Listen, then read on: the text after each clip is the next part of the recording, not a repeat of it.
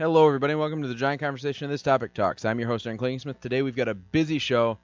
In the news portion, we got a boy who responds to a reporter's question and leaves everyone laughing hysterically. I know I laughed really hard when I saw this video. We're also going to talk about a cashier who did something for a stressed-out mother that left even me speechless. We're also going to talk about a firehouse dog that has an amazing backstory. Then we're going to skip Mark's Multiverse because he's not here today. He had some car trouble and some other stuff. So we're going to move right on to Movie Madness Monday. We're going to go over the Oscars and the important stuff that went on there. We're going to talk about the star that we lost, what's coming to Netflix, and the Green Lantern right here on Topic Talks.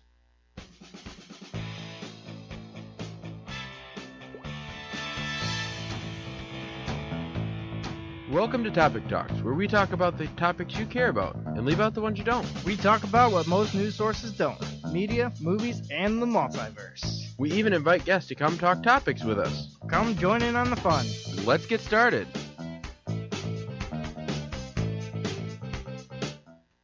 Once again, everybody, I'm Aaron Klingsmith, and today joining me, like I said, Mark is not here, so we have my friend Grant. Grant, how you doing? Oh, I'm doing great, Aaron. Thanks for having me. No problem. So, Grant, why don't you tell us a little bit about yourself?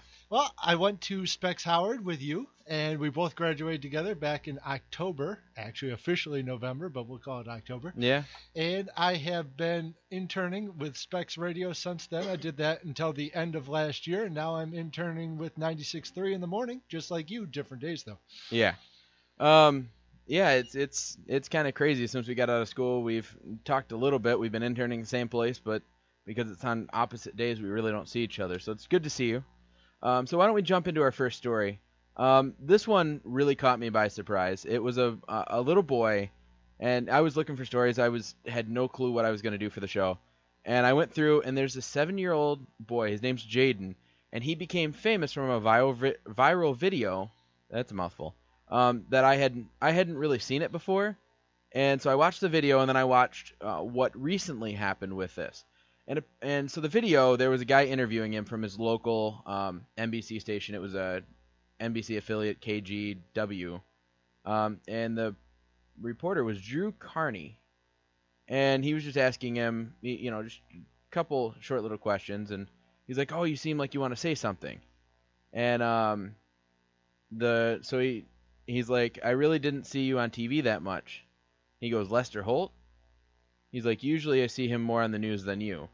And it was actually kind of funny because a lot of reporters, I feel like, would take that a little bit offensively. And he just kind of played along with it and kind of followed the kid around. Are you suggesting reporters have an ego? A little bit. They have a little bit of an ego. But no, he played along with the whole thing, and he thought it was hysterical. And I think that made it funnier. Okay, now what happened recently is Lester Holt saw that video, and he got to go to he's not on Nightline, right? Now Nightline? He's the anchor for NBC Nightly News. Nightly News. So Jaden got to go to the Nightly News studio, where he got to meet Lester Holt, and they did a cool thing. Lester took him through a tour of the studio. He got to sit in the newsroom at the desk. Lester took him to his office, and he got to play the bass guitar that he had in his office. That was pretty cool, and it was just kind of a bonding experience. And I think this is something that a lot of reporters need to do. You have a lot of these fans that kind of look up to you, especially little boys. And I feel like sometimes, and this goes for not just reporters, but celebrities as well. And sometimes, a little boy will be like all excited about this celebrity. And sadly, sometimes they'll get treated like trash by that person. And that'll just kind of ruin. I mean, Tiger Woods was notorious for it. I used to, when I lived in Grand Blanc, I lived right across the street from Warwick Hills, which I don't know if you know, it was hosted the Buick Open, which was a PGA tournament. They had it every year. It was huge. I went there once. Did Just you? once, but yeah, 2004? I went there. I went there every year. Once I started Flint Junior Golf, if I took they gave us bag tags for, when you were on your tournament and stuff, you had to keep it on your bag. Well, if you were a member of the Flint Junior Golf, if you wore your bag tag right on your belt loop, you could get in for free. So I paid the first year. My dad paid for me the first year we went in, and I loved it. And I went every year. I even went the last year. I went every year until it was done. And but it was Tiger Woods was one of the most notorious. They had this line set up for people who would go, they'd go and turn in their scorecards, and then they would go out this entrance. Well, like Tiger Woods would be like, "Oh, I'll be back, I'll be back," and then he'd go in and never come back out. Well, I know they had a lot of trouble getting him to actually go to the tournament, and because Buick was the one who hosted it, and Buick was one of Tiger's major sponsors, they every year were trying to pressure him to get in, and they really had to lean on him to get him to actually show up. Well, and it's funny because one of my favorite things to do is there was this trailer, and it was a Buick trailer, and you'd go inside and you'd stand on a green screen, and you could pick which picture of Tiger Woods you wanted. And they would Photoshop it very poorly, but they would Photoshop it so it looked like you were standing on the green with Tiger Woods, or in the crowd, or they'd Photoshop you, and then they'd print off the picture, and it was free. And I love to do that every year just because it was free. It was something fun that I could do. We'd go through and come out with a cool picture. I'd put it up on the mantle every year. I've still got them, actually. My grandma's got them at home. But there was something cool. But I was kind of a little bit crushed when I found out, because he was one of the most famous golfers that I knew. And we were waiting for him to sign our stuff, and another one came out and was like, yeah, he's not in there. He went out the back door. He's like, he doesn't usually sign autographs. And I mean, the shame with that type of thing, and I want to say it was 04, but it might have been 05. It was right before, it had to be 04. It was 2004, and Tiger actually played that year, and he was down pretty big on the last day, because that was the day I went, was Sunday, the final round, and he made a charge at the end to try and overtake the lead. He didn't do it, but he was mid 60s or low 60s as far as what he shot in the final round, and you could just hear the roar from the opposite end of the course. You just heard the roar that was Tiger's following, because he was towards the back of the round. Well, and you never caught me going to like where Tiger Woods was. Like, I would go and I would look at the leaderboard and I'd see where everybody was at. And actually one year, because I was in Boy Scouts, who was the guy? He's mostly a money winner. I gotta look him up now. He was a golfer, and he pretty much won most of the money. He didn't really do too well in tournaments, but he won. He was one of the highest paid golfers. He was always near the top, but not at the top. Right. He wasn't like, he was decently on the leaderboard, always, but he was like never at the top. But he was one of the highest paid, which was dumbfounded me. Let's see if I can find it. I want to say his last name started with an F. Furyk? Yes, Jim Furyk. Yeah. Jim Furyk. So an excellent example of somebody who's always there but never quite brings it home. Well, but he was a great golfer. If you watch his technique, he was awesome. And the cool part about this was, so I was a Boy Scout, and the Boy Scouts were able to volunteer as, those green signs that they walked around with. They said over and under, and then they'd have a person walk with them with a walkie-talkie. I held those signs. I had a year where I walked around and I followed Jim Furyk around. And the entire time I was there, he bought us food. I got golf balls out of his bag from his caddy. His caddy's an awesome guy. He's a great guy. He signed my hat. He, took a picture with it. I got a picture with it. He was the nicest guy I've ever met in my entire life. And he was one of the people that would actually go through that line and sign autographs. I could actually believe that, because Jim Furyk is famous for being a golfer, and that's really all he's famous for. So I think he could probably go through the tournaments and really kind of take a step back and just enjoy what he gets to do. Whereas Tiger Woods, there's probably some celebrity aspect. He makes a lot of money from endorsements, but really more of an overall celebrity aspect. He was a golfer, but he was a golfer and then a bunch of other stuff. Right. Well, and like I said, he was one of the highest paid. And that just, I don't know. I didn't understand how he could be, he was close to the top. He was always in the top, 5. Yeah, top 5, top 10. So he was always in there, but the fact that he was paid, one of the highest paid, and I think at some point he got over Tiger Woods. And I don't know how he did it when, Tiger was always first, and he was always, top 5, top 10, somewhere around there. I don't know if he just got more sponsors, or if he just, but like you said, he was just a golfer. He liked the game. He was very good at it. He's an awesome guy. He really liked his fans, and he really interacted with. John Daly did the same thing. When I was walking around, he was one that I wanted an autograph from, and I have it. You can hardly see it because I had a red hat and he had an orange Sharpie, but I have it. And he was going around signing autographs and things like that. And that was actually the same year that Kid Rock did the Pro-Am. Red and orange. It sounds like some of John Daly's pants. Yeah.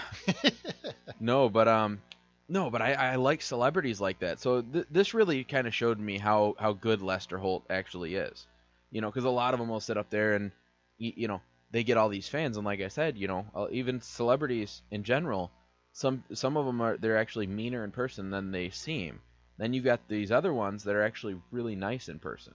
Yeah, well, Lester Holt, he's been there for a long time. He Oh, yeah. hasn't been there in the weeknight anchor chair, but he's done a lot of the weekend anchoring, and then before that, he was one of their lead reporters. Right. So he's probably been there for most of my life, probably going back maybe mid-90s or so. Right, yeah, no, I would say he's definitely been there kind of in the era of, Brokaw and Rather and Jennings, when newsman, everybody knew who you were. Right. Kind of knows how to carry himself, maybe more so than some of the new crowd, which is, do you even know who's hosting or anchors CNN or CBS? Because I don't. I actually have no idea. You know what?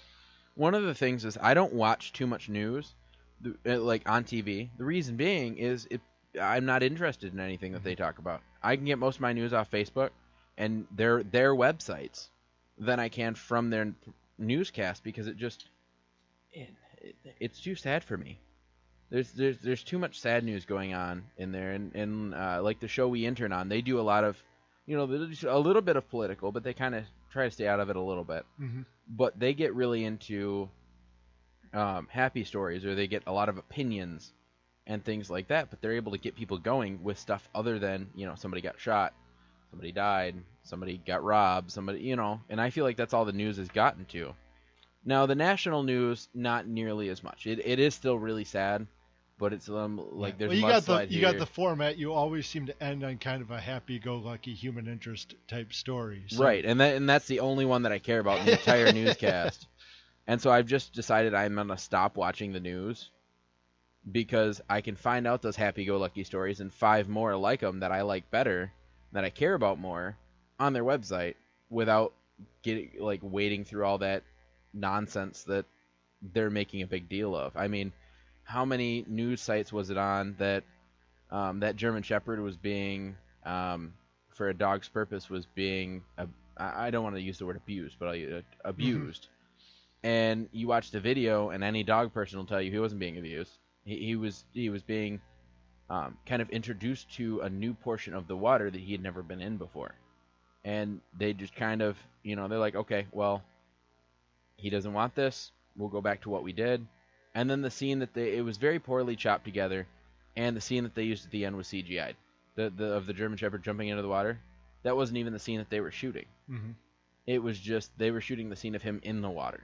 Well, I think the other thing you get too is, it used to be growing up, you had Garfield in the morning, and you had syndicated old TV shows like Gilligan's Island or something.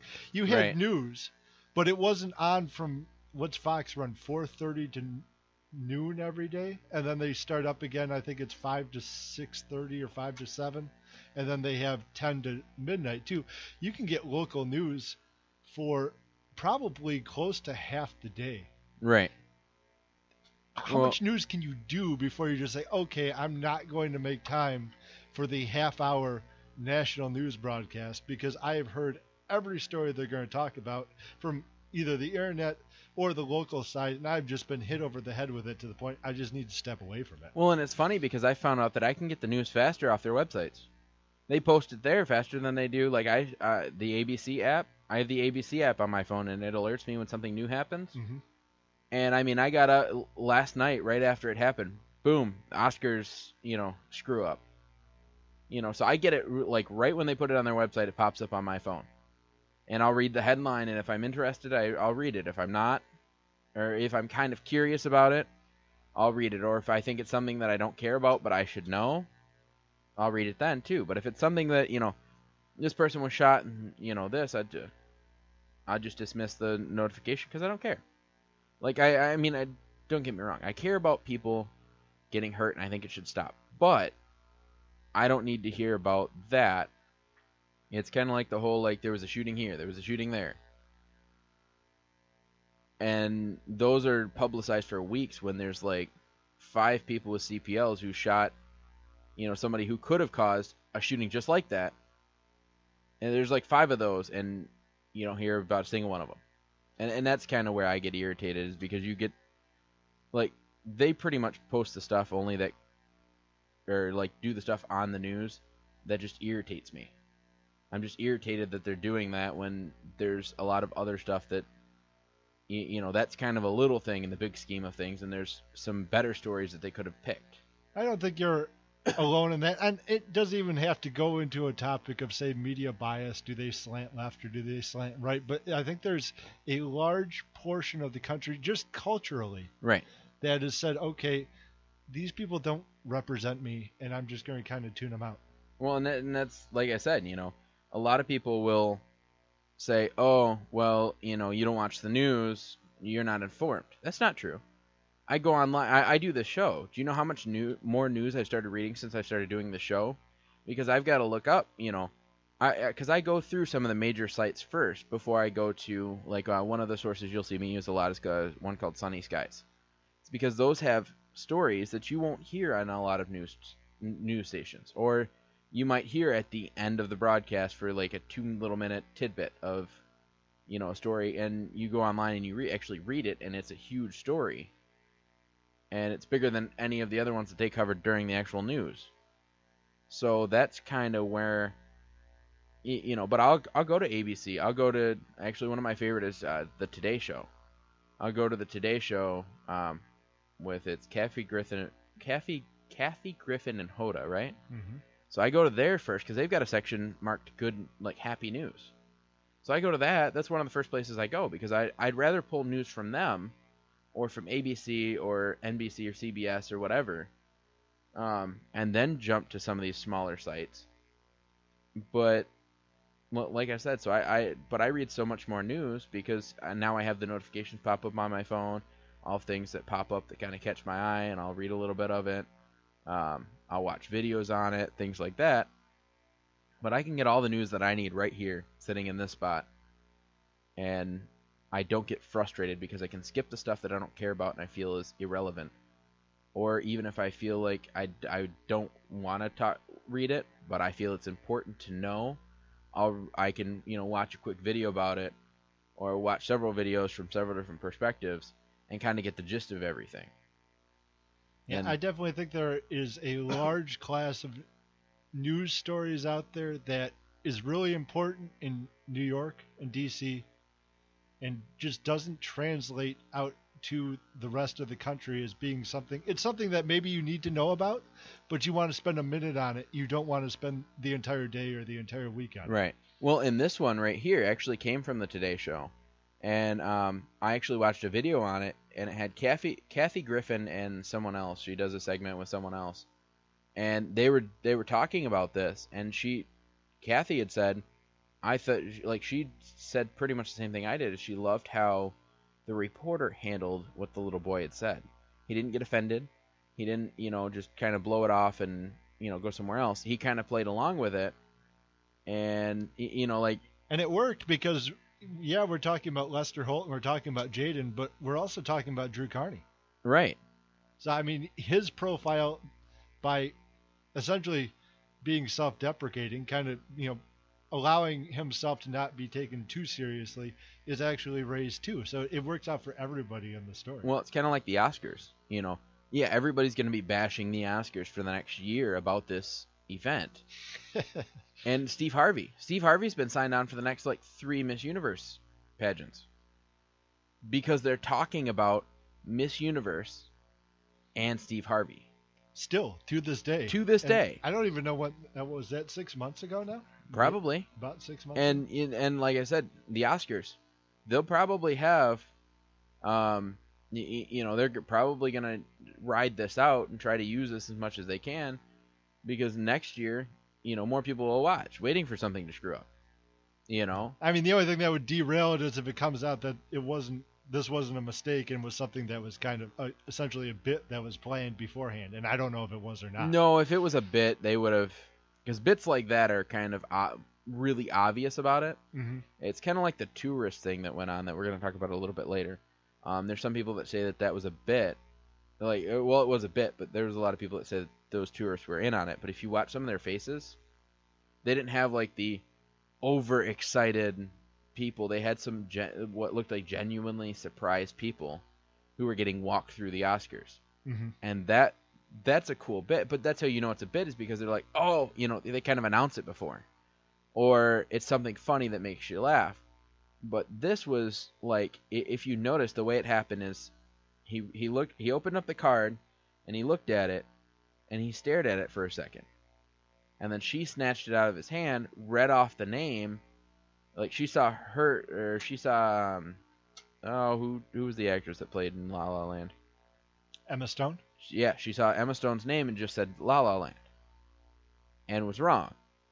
But he was questioning it in his mind because he saw Emma Stone, La La Land, but he didn't read the small text. Now, have you seen La La Land? Not at all. I have not either. I that's actually one that never appealed to me. And we were actually having this conversation earlier. One of the reasons I didn't watch the Oscars is because it is pretty much an award show for them.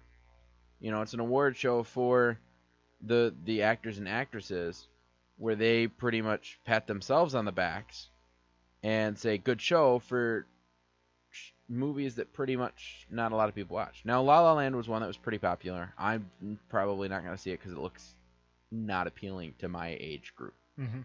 I went and saw Lego Batman, and I went and saw A Dog's Purpose. Great movie, by the way. And I think that's about it that I've seen recently. There was another one that I wanted to go and see, but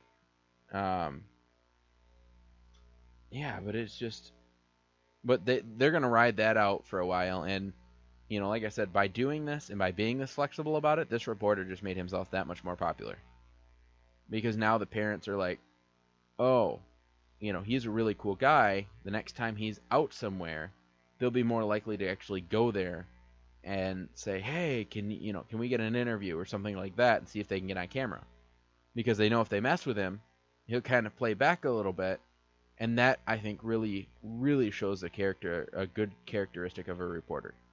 That's something that they've got to have. I mean, there was in ABC 12 in Flint, there's a guy, he's the lead anchor now. His name's Matt.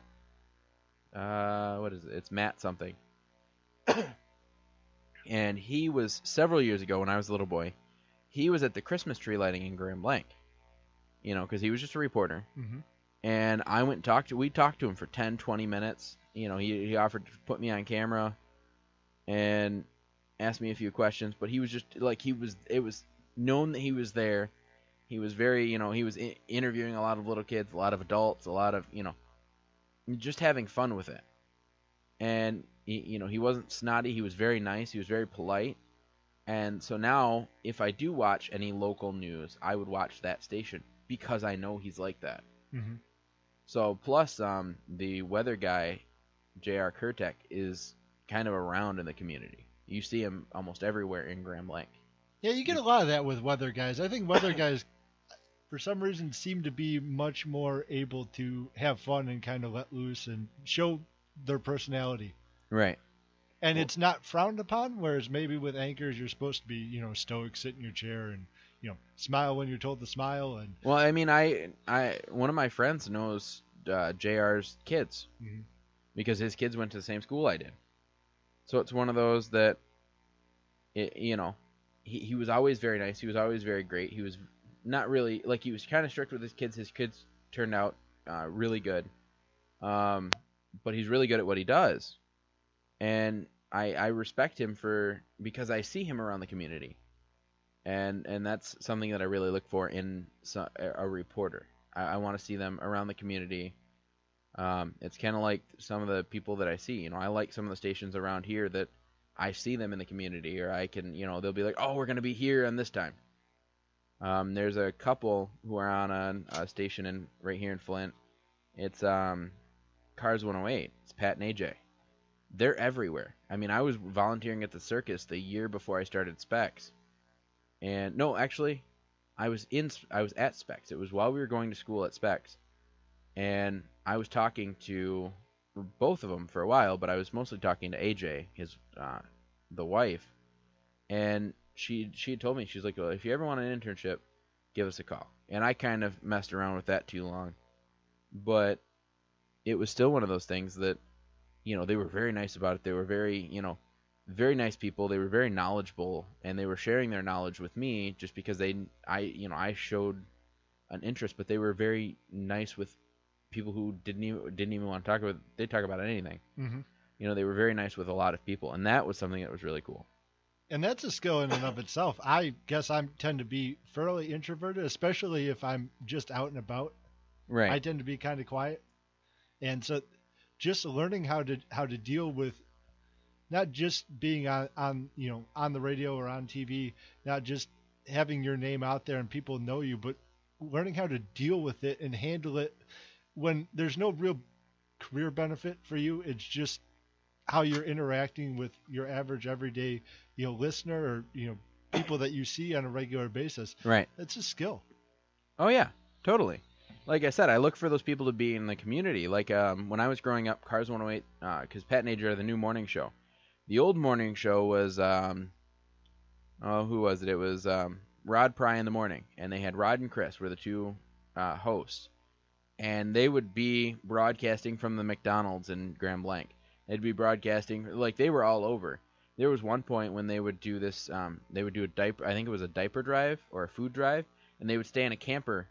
Like they would actually stay in the camper, in the parking lot. And they would do the show from there and things like that. But it was like WDVD. Blaine and all them just would go and visit the camper. Mm-hmm. These guys actually stayed in the camper. They'd stay in the camper, and they had a trailer with all the food and where they'd put all the food and stuff. And it was like you could go by and chit chat with them and whatnot, and that was something that I really liked. So, like I said, I love when people get out and get kind of get going with the community, because then I can relate to them a little bit more. But getting way off topic, no. I think what Lester Holt did here was really cool, and I really like what the original reporter did. And I'm definitely going to kind of keep my eyes out on this story because Drew Carney could, pop up again somewhere else. He's obviously got the skills, so he could become head anchor one day. But I just thought it was really cool because it showed a picture, and the little boy, just when he met Lester, he really didn't have much to say. Mm-hmm. But I guess as the tour went on, he opened up a little bit more, and he got to play Lester Holt's bass guitar and sit at the desk, and they've got pictures of that. I think a couple of the pictures.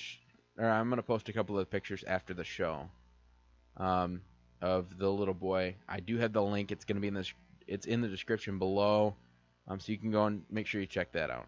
It's definitely cool, and the cool thing about it, because he's 7, he's not old, but he's not young to the point that he'll forget it either. It's no, he'll remember. He for will the rest remember of his this. I guarantee it.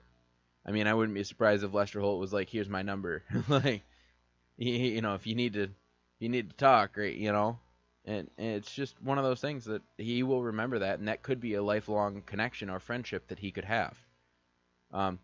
So I do applaud Lester Holt for that. Let me see if I can find the. There we go. I got a button for that. Okay. So moving on, we're gonna talk about a cashier who did something actually I think is really awesome for a mother who's just stressed out. So I put the post down here. I don't know if I'm going to read the whole thing. But kind of the gist of what happened is there was a girl and her husband who had, I think, 5 kids. Or they were a family of 5. And they were at the grocery store, and it's a big thing for them. They spend about $200 worth in groceries. Feeding 5 people, that's a lot. I mean, just feeding me and my girlfriend is a lot of money. We'll go to the store and drop about $100 just in stuff we need between paychecks. Especially when they get to be a certain age. Right.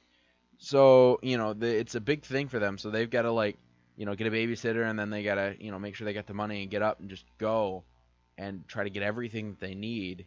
And they probably do what April and I do is we'll go through and we'll get what we need, and then we kind of add it up. And if it's over our budget, we're okay, well, we can live without this. We'll put this back. We'll put this back. We'll kind of go through, and then we'll kind of narrow it down a little bit more to a little bit more of the essentials. But it's like, okay, well, I need this for work. I need to have this for, work lunches. Or like April gets these little pretzel things. That's for her, snack when she works late. that's for her snack after work, or things like that. So we've got things that we get, and then there's other things as we're going through. We're like, oh, let's get this, let's get this, let's get this, and then some of that stuff we end up putting back. But I think they would probably do about the same thing, just trying to get the bare minimum of what they have or what they need. And so they live in. They were at the Walmart in Columbia, South Carolina, and it was such a big shopping trip. They really didn't like to do it, but they had. She was a stay-at-home mom. The dad was always working. And the husband's whole check goes to the shopping trip. And so they went to the store. They got through. They got to the line. And as they were putting stuff, as they just got done scanning stuff, the bill racked up to, I think, about $200. Maybe more. Let me see if I can find it. I think it was about $200. And so what they did is the cashier was let me see. I can't remember. Here's what she's a little bit of her post, because she posted the whole story on Facebook. She said, I can't remember exactly what she said, but it was along the lines of, "You must have a big family. Y'all have a lot of stuff." I said, "Yeah, we do." She told me my total, and I was digging through my purse, or through my wallet, trying to count out the money, and she gave me a smile and said, "You guys look like you need a blessing tonight." I just smiled back, and then the cashier walked around the counter, hitting some buttons on the keypad. I thought she was giving him she was giving a coupon or something. She walked back to her register, and the lady looked at her total, and she was at a loss for words, because I'm pretty sure she paid about $100 of their $200 bill. And I mean, that's something you never see. I mean, especially some cashiers, they don't always make that much money. Yep, it was a $200 grocery bill, and this cashier paid $100 of it out of her own pocket. So I mean, that left me speechless. I'm like, no way. Like, this has got to be made up. I did some research, and real thing. Really happened. It was at a Walmart. There's actually a picture of the two. I'll try to post it after the show. And it was just, she was so grateful. She actually says, "I was in complete shock. I'd never expected anything like that ever to happen to me. Or to happen. Me and my husband were just staring at each other like, is she serious? Did she really just do this? I was at a loss for words. I didn't know what to say." She also said, how could a woman who didn't even know me, know our situation, know us? Why would she do this? I asked her what her name was. She told me. I thanked her and asked if we could take a picture, post it on social media, and she said yes. And I guess they had a very fussy 1-year-old, and they finally got everything into the car, and this is just something that makes me feel all warm and fuzzy inside. Well, I think the really kind of cool thing about this story is, and she kind of mentions it, that the woman, she doesn't know her. She doesn't know this cashier. No. The cashier, I mean, can't possibly know that, yeah, it's really hard. They have to stretch really far just to make ends meet as far as the monthly food budget. All she knows is this woman's kind of frazzled. She's got a 1-year-old who doesn't want to be there. And I'm sure anybody who has made it, into adulthood probably has a story or two from their parents of how bad they acted out in public. So, I mean, she's able to put, this whole story together without really having any of the pieces available to do it. Right. And it just kind of speaks that, yeah, she's actually really good at her job. Oh, yeah. And I have a friend who's a cashier, and he doesn't nearly make apparently as much as Walmart employees or. I mean, I don't even. Well, I mean, this could easily be a situation where maybe she's got kids and they've gone off, they've left the nest or whatever, right. And she just needs something to do. Maybe she was a stay-at-home mom while they were home, but now that they're gone, then so maybe she went back to work at Walmart, part-time or something. Right. Just enough to float the float the bills so that maybe they have some discretionary income from, a husband's, job or something. Right. And it could even be a case, let's say he works at an auto plant or something, you get the year-end bonus. I mean, there's a lot of ways here that, I mean, she could be in decent enough shape to give the $100, but I mean, it's certainly, she didn't have to do it. And Right. she really didn't have to do her job adequately, didn't even have to kind of piece together that this was a situation that it would have been appreciated that she did do it. Right.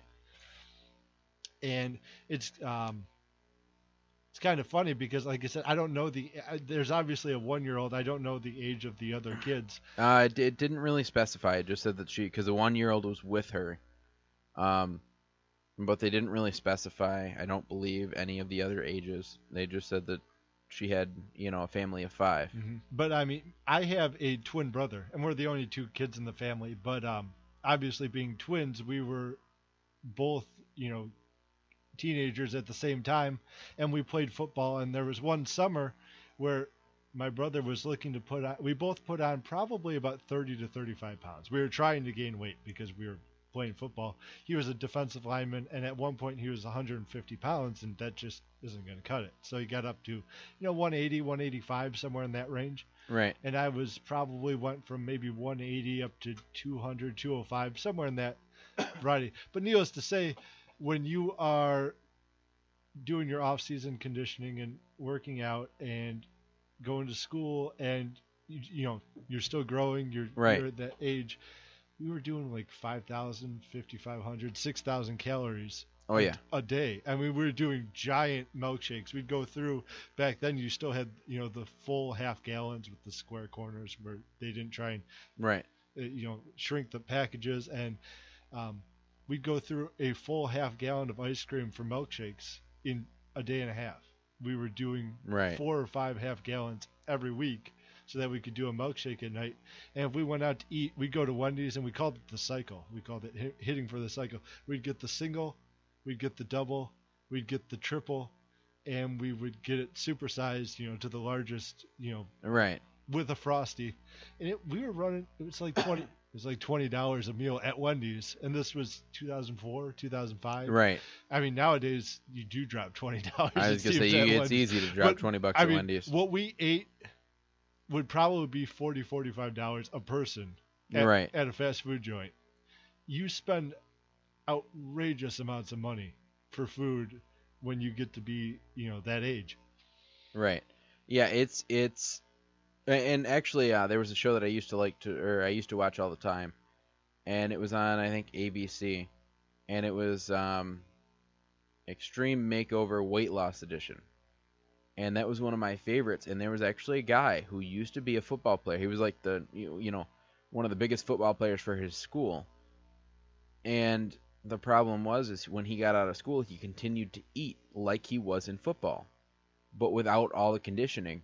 And that's why he got so large. No, I don't doubt that. I mean, we had, like I said, I wanted to say I was probably like 205, probably not 210, but somewhere in the 205 range. By the end of my senior year, I was down to 192. I mean, I lost in 3 months 15 pounds while not trying to lose weight. I mean, it just, you burn through an outrageous amount of calories. Oh, yeah.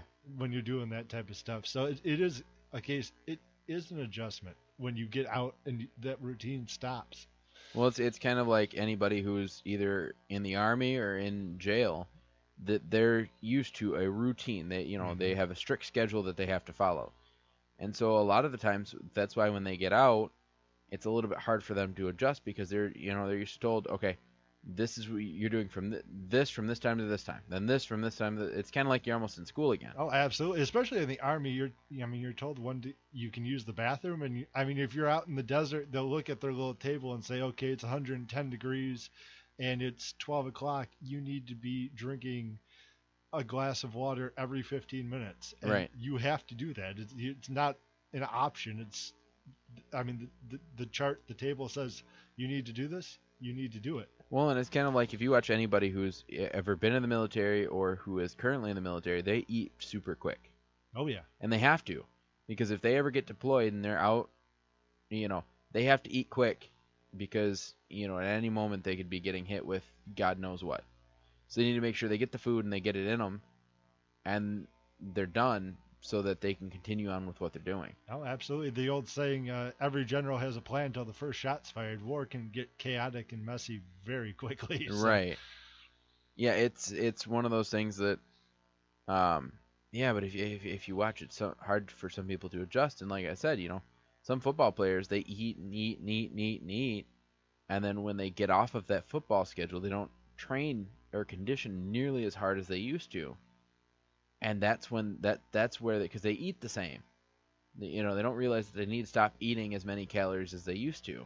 Now, the thing I always found hard, especially when you're talking about weightlifting and getting into a set exercise routine after you're done with the sport, is when you're doing it while you're playing football, you have a set goal. I'm doing this because it will help X. I'm doing this for this situation. I'm running this 10th wind sprint that I don't want to do, and I'm on the verge of puking because I will need to be able to handle not just a full game, but I'll need to be able to be operating at peak efficiency in the fourth quarter on that final drive. Right. And when you get out of that type of situation and you go, okay, I do want to work out, but I'll just bench, I don't know, 185 pounds as many times as I can because it'll keep me in decent shape. But you need to find a way to create a goal for yourself that you can stick to a routine with. Well, it's kind of like me right now. Okay, so several years ago when I got out of high school, I graduated in 2012, and that summer I just was bored. I was, because I was out of school. For my entire life, I had, you get up, you go to school, you go home, you do homework, you go to bed. That's what you did, during the week. You had the weekends to kind of do the stuff that you actually wanted to do. So my entire life to this point was kind of planned out. This is how it is. And that's kind of it. This is what it is, and that's all you got. And so I got out of high school, I graduated, and I was bored. And I was probably about the same size that I am now. And I said, you know what? I want to lose weight. I don't like how big I am. I want to lose weight. Now, granted, I do carry it a lot differently now than I used to because there's a lot more muscle underneath some of this fat. But I worked really hard. I like almost that day, maybe the next day, I went and I bought a gym membership down the street from my house. So I was paying for it. I could afford it at the time.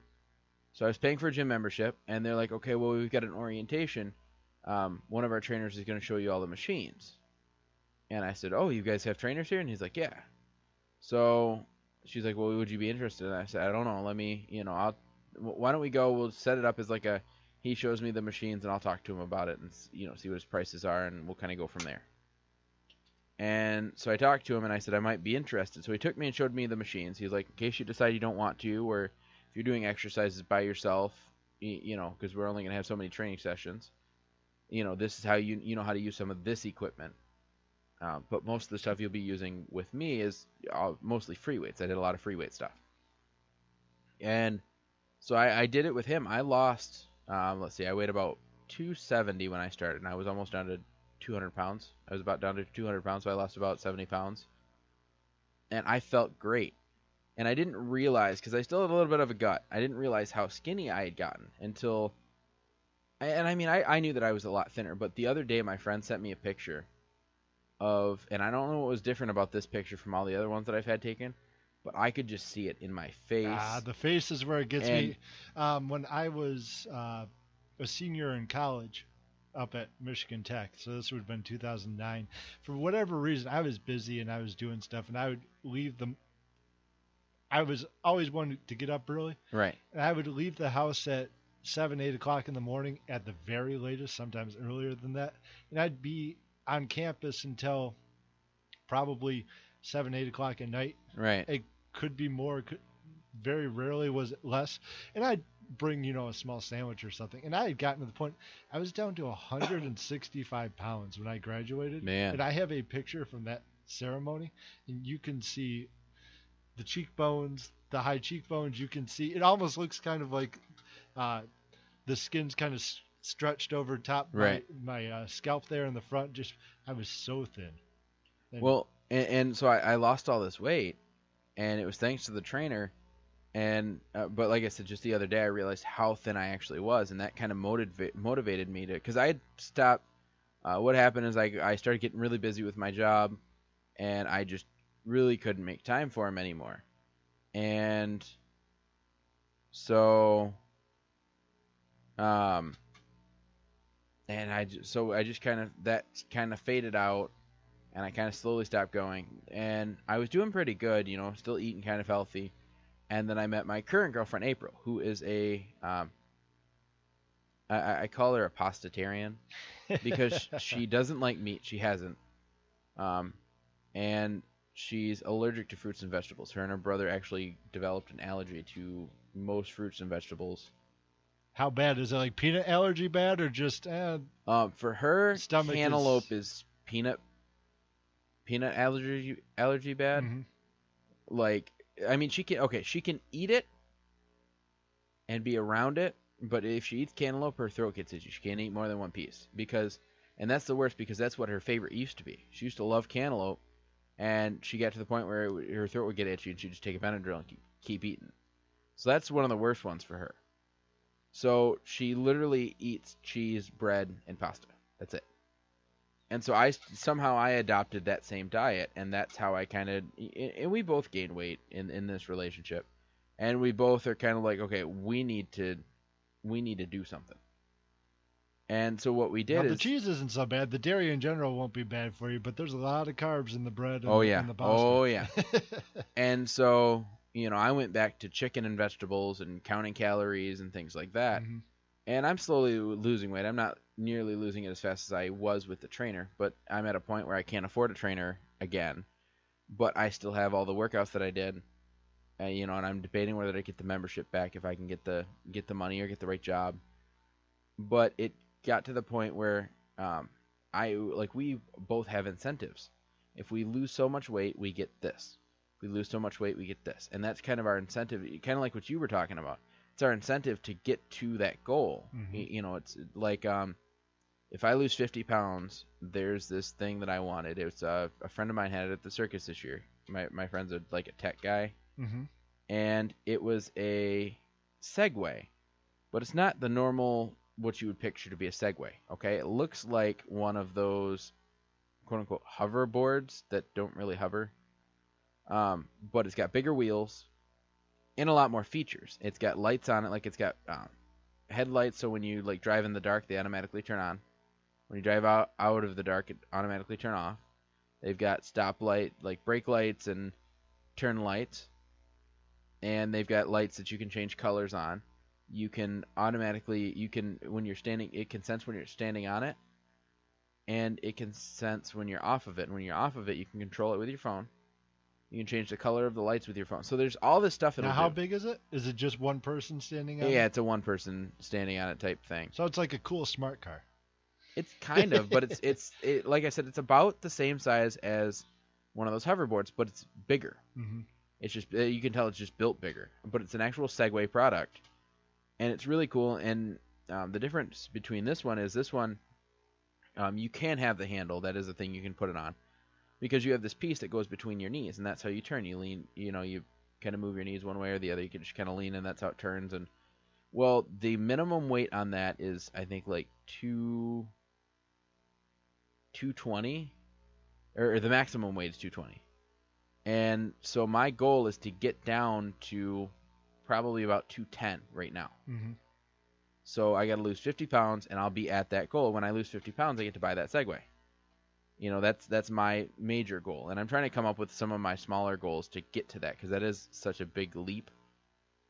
And I'm having a hard time coming up with something, because there's, I don't want to use anything that I need for my studio. I want it, something fun for me.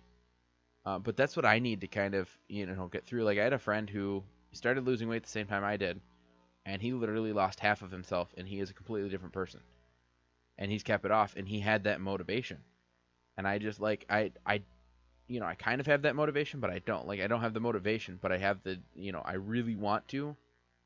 But that's not powerful enough to get me to just jump up and do it. You know what I mean? I need some form of like incentive to, okay, I meet this benchmark, I get this. I meet this benchmark, I get this. I meet this benchmark, I get this. It's kind of, we've discussed what we're going to do after, once I get the Segway. After that, there's some other, like, there's another big milestone that we want to hit. And because I'd like to get down to, 200 pounds or 280, 290-ish, or 180 or 90-ish would be really cool. I don't want to be 300 pounds. That'd be too much. But the other thing about trying to save money when you're shopping for food is, yes, there are ways to do it. But at the same point, grocery stores, they don't make very much on what they sell. You're talking maybe 1-2% profit margin is all they do because they sell so much. Right. That's how they make their money, is they will sell 10,000 things for 2%, whereas if you go to a gas station, they might sell 200 things for 10 or 15 or 20 or 25%. Right. So it's hard to save a ton of money when most of the cost is you're essentially paying what the grocery store paid to stock these items. I've heard stories of people who have like Costco or Sam's Club memberships, and they will do like the giant 50-pound like sacks of rice, and that's essentially what they turn their diet into, is they'll eat from that for like the entire month. Of course, then you have your issues with, are you getting enough protein of your vitamins? And I mean, it's not balanced if you're just having, I mean, you can get those types of things for fairly cheap, but it's difficult to do food at a cheap price. It is what it is. That's why I like to do bulk.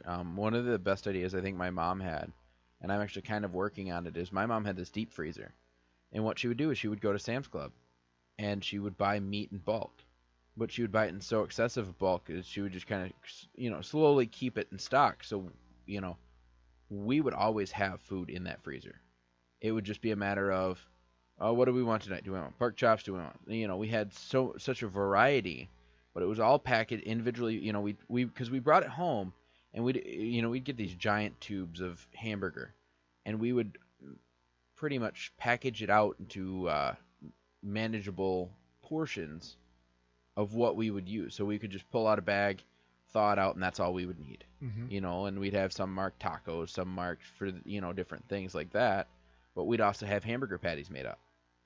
Or we'd just have, like I said, a bag with just hamburger in it that was so many pounds for, like I said, tacos or hamburger helper, things like that. Other things that we might make. But then you also had, like, pork steaks in there. You had pork chops, roast. You did almost anything you could think of, we had. But my mom kept buying it kind of randomly, but it was enough that it would keep it in stock. So we never ran out of food. Mm-hmm. We never ran out of at least meat products. And she did the same thing with vegetables. She would buy vegetables.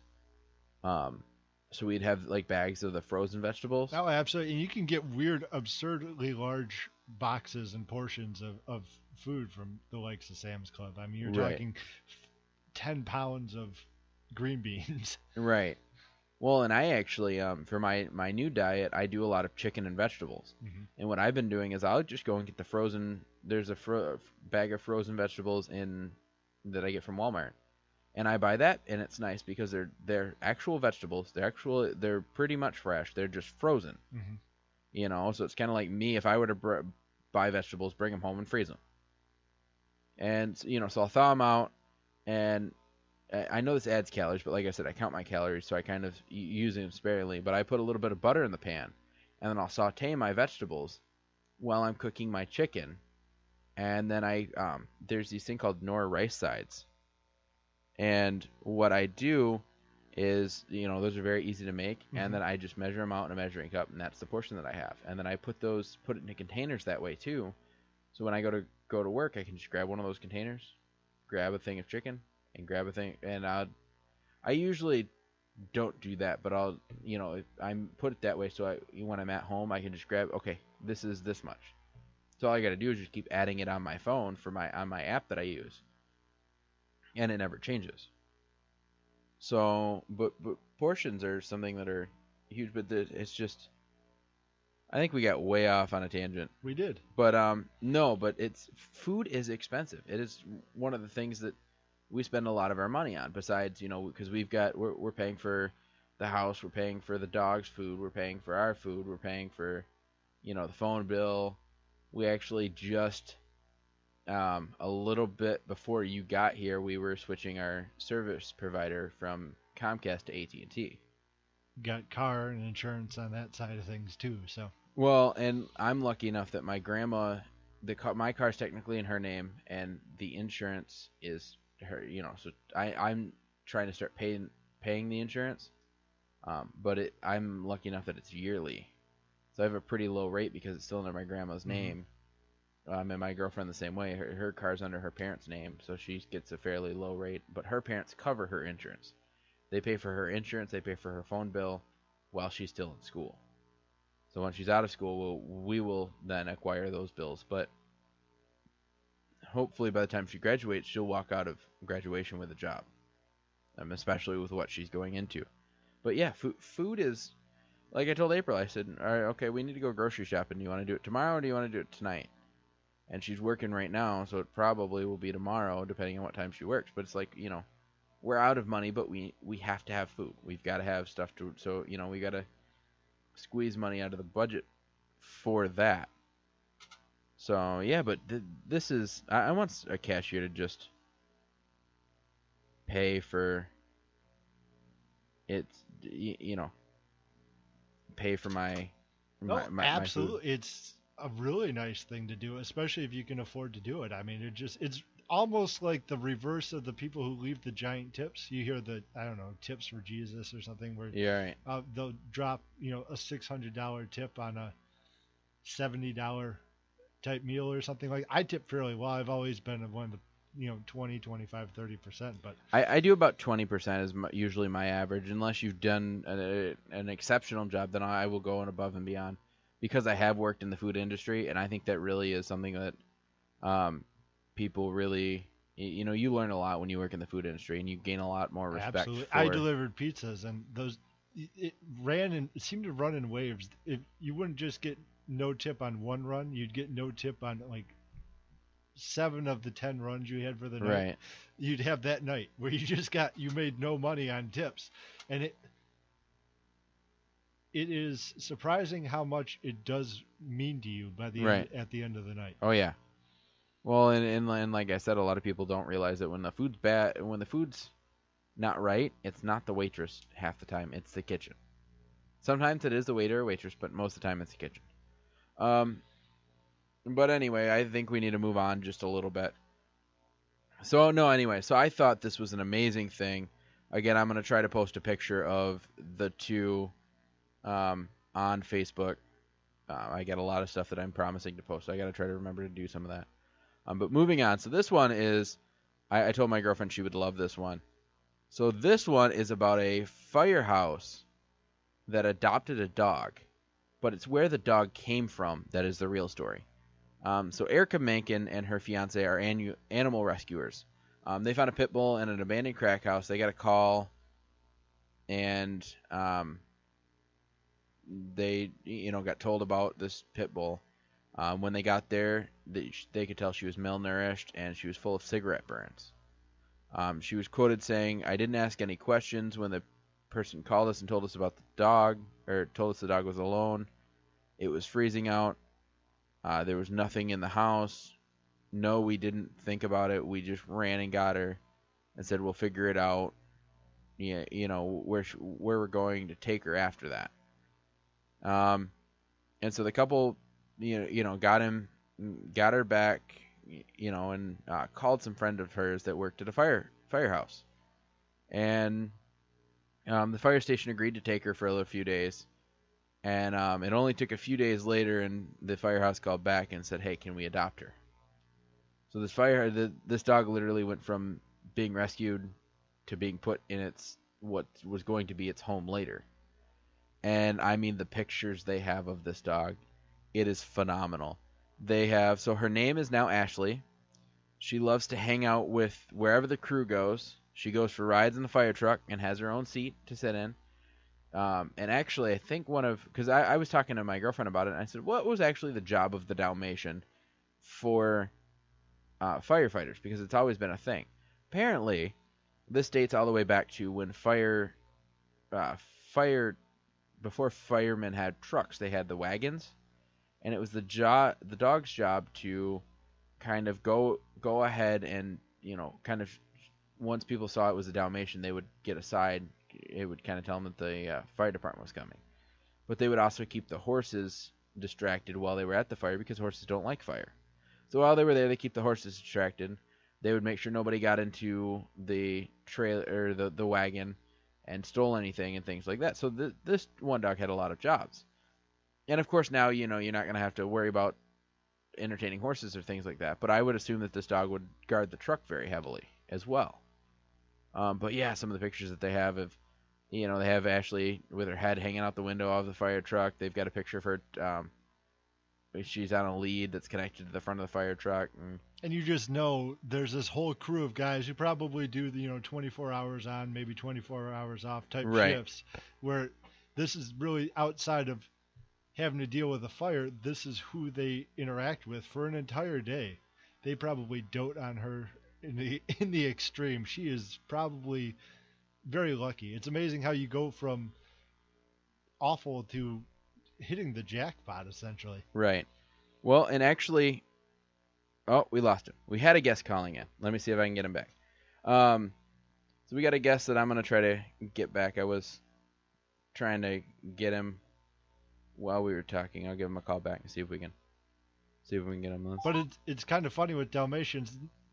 If you open up like keep talking American Kennel Club type literature or something, they will say probably not the best family pet, because they are protective, they are territorial, right. They aren't bad dogs by any stretch, but you have to do a lot of training and socializing. Right. Matthew, you there? Yeah, I'm here. Okay, sorry about that. Everybody, it's Matthew. Hi, Matthew. Matthew, we have Grant with us today. We have my friend Grant with us today. Mark was not able to make it to the show. All right. And we were actually talking about a dog that was adopted by a firehouse. A dog that was adopted by, you said fire company? A firehouse. So like a police department or a fire department. Okay. She was abandoned in a crack house, and some rescuers saved her, called some of their firefighter friends, and a few days later, the firehouse called back and said that they wanted to adopt this dog. Nice. I thought so. That was like a good dog story. Me too. And the cool part about this is she has her own Instagram account. So if you want to, you can follow Ashley around and see what she's doing throughout the day, like standing by the firefighter's feet in the kitchen, or on the truck, or tied up to the front of the truck outside, enjoying the nice weather, or maybe she might be doing some training or something. But they set her up an Instagram account, so that was kind of cool. Now, what city is this? All right, I'll give it a check. New York City. It is in New York City. So we were just about to wrap up that story. And I want to go into one more story before we hit Movie Madness Monday. This one should be quick. This one is really one of my favorites, and it's because it really shows how hard work pays off. So this one is how a guy went from a janitor of a school to the principal of that same school.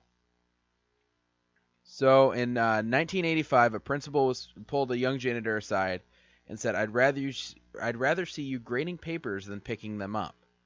So at that point, that kind of gave him a kick in the butt. At age 35, he went back to school and became a teacher. He got his bachelor's. He went back for his master's later, and is now the principal of that same exact school that he was cleaning several years before. Now, a little bit of a backstory is he had to drop out of school because his parents fell ill and he had to take care of them. And so he went to work. He went right into the workforce and just job after job after job. And that's kind of when, he found the janitor job and that whole thing happened. His name is Gabe Soigner. It's really weird. Of Port Belly Elementary School. And this dude has the biggest smile you have ever seen in your entire life. Like, it is impossible for him to frown. It's really touching. Matt, have you seen any of this at all? No, I haven't heard about this. You haven't? It's a really great story, and he seems really nice. They did an interview, and the funny part about it is he still to this day cleans his own office. And I wonder if the old principal was a slob. I don't know. Only he would know. And when asked, he did say that he would go after the superintendent spot if it ever was vacant and needed someone to fill. He wouldn't mind filling that position. But I don't know, just the drive that he had. He went from janitor to principal, and that was just something that I thought was amazing. So I thought I'd share that. It's a little bit like Good Will Hunting. Not quite the same thing, but Right. Similar themes going on. What do you think, Matthew? I think, I don't know, I just think it's a pretty cool story. So, Yeah, it's like it's I always said. nice to hear, like the little feel-good ones, Yep. And that's kind of why I threw this in. It was a little tiny, feel-good story. So with that, I think we should move on to Movie Madness Monday! Movie Madness Monday!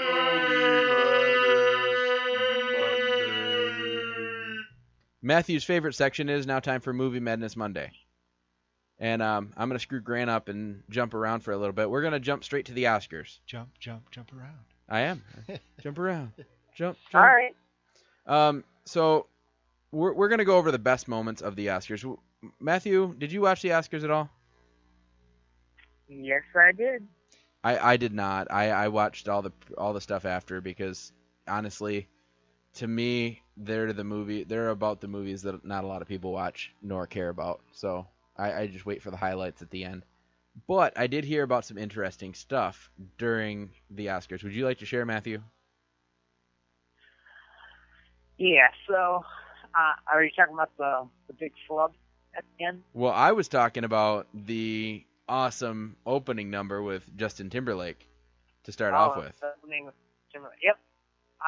So, like every year, they sing all the songs that are nominated live.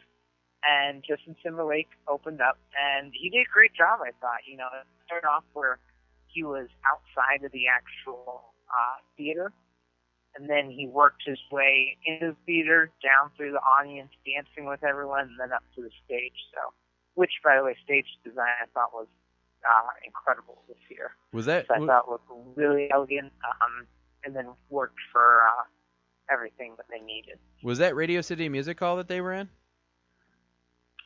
I'm not actually sure where it was, so I wasn't paying that close attention. I think it's the Kodak Theater out in Hollywood.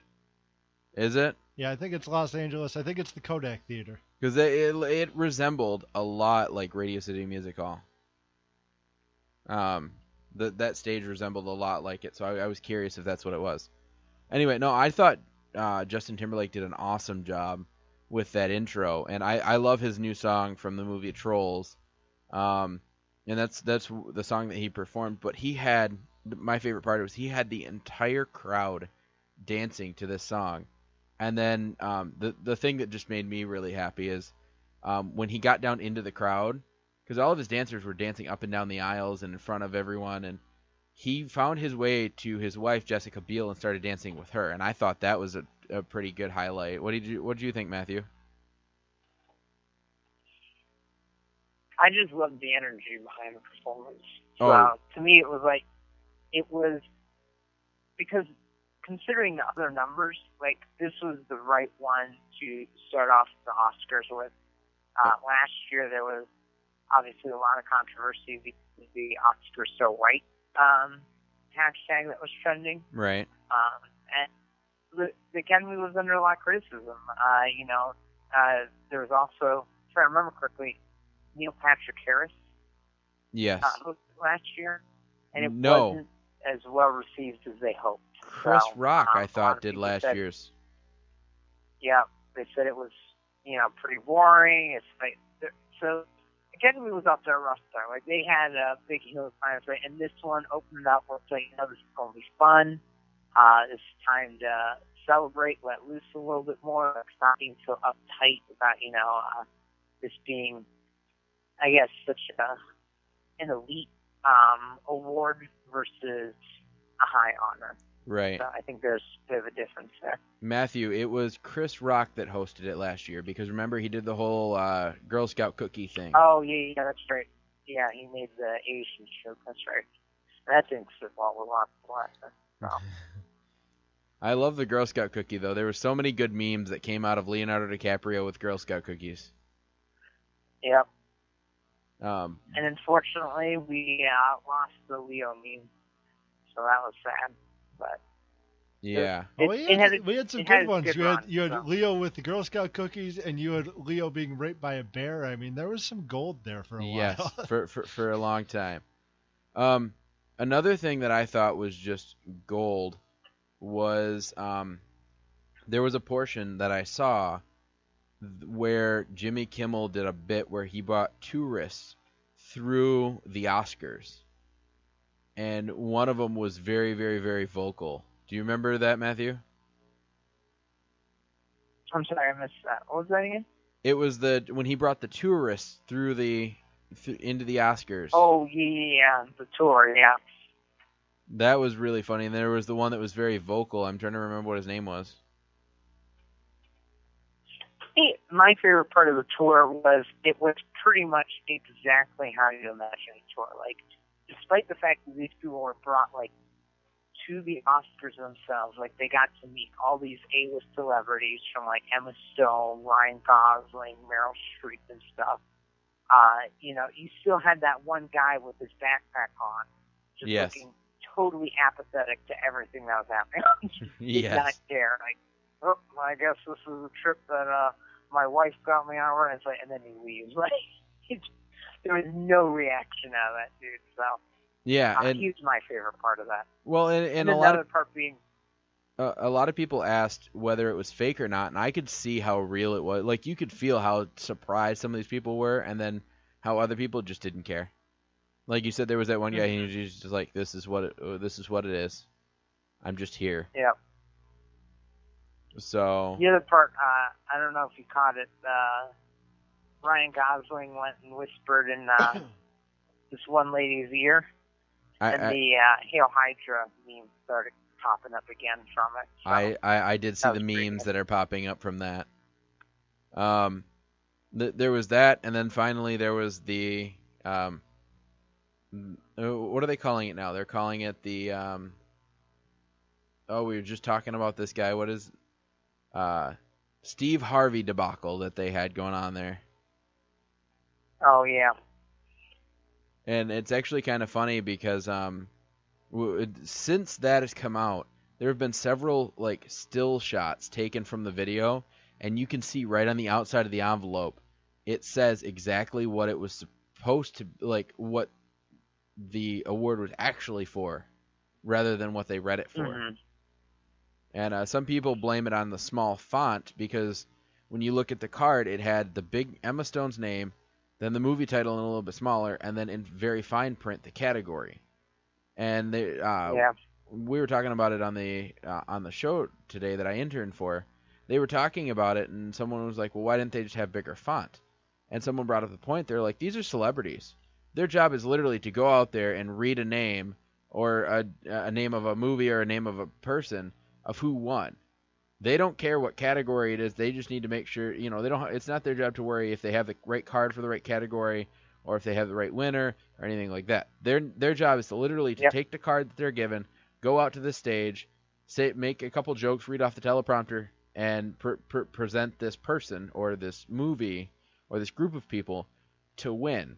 So a lot of people are like bashing on, the actor and actress that it actually happened to, rather than the company who is now taking responsibility for it that tabulated all the votes. Well, the other thing that I could see is that's sitting there and standing in front of an entire audience of your peers and then talking to cameras that are broadcasting to tens of millions of people across the world.